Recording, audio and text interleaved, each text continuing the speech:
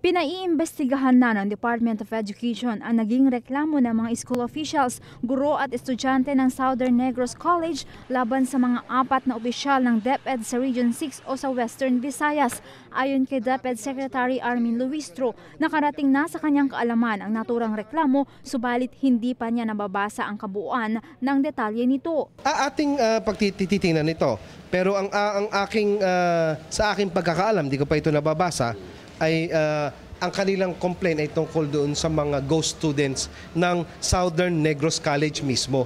Binanggit pa ni Luistro standard operating procedure na alamin ang ugat ng reklamo at kailangan itong dumaan sa tamang proseso. Ang una-una, ang tanong ko, sila ba'y sumulat na sa akin?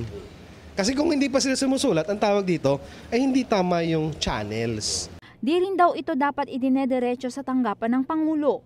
Hindi maganda kung talagang meron silang reklamo na dumiretso kay Presidente. Ano gagawin ni Presidente dito, di ba? At pangalawa, dapat ay siguraduhin nila na yung kanilang nireklamo ay may basehan.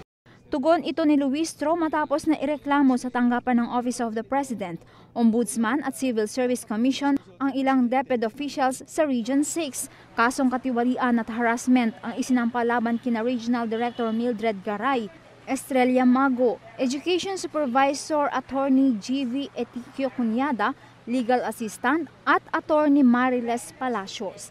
Kabilang sa reklamo ang umano'y paniningil ng 3,000 piso bawat isa sa mga dadalo sa isang seminar na isa umanong dancing lesson, ang sapilitang pagpapabayad ng teaching materials o kaya mga items tulad ng kape at herbal medicines na inorder umano ni Director Garay subalit hindi naman na-deliver sa kanila. Pinagbayad din ni Garay ang Southern Negros College Incorporated ng halagang 600,000 pesos para sa 600 estudyante ng Alternative Learning School na may tig-1,000 piso bawat isang estudyante. At ang pinakamatindi raw na ginawa ni Guanzon at Garay ay ang paghingi ng resibo ng DepEd sa SNC sa halagang 600,000 pesos, subalit tumanggi sila kung kaya't hindi na nila pinayagan ang mga ALS student sa kanilang paaralan.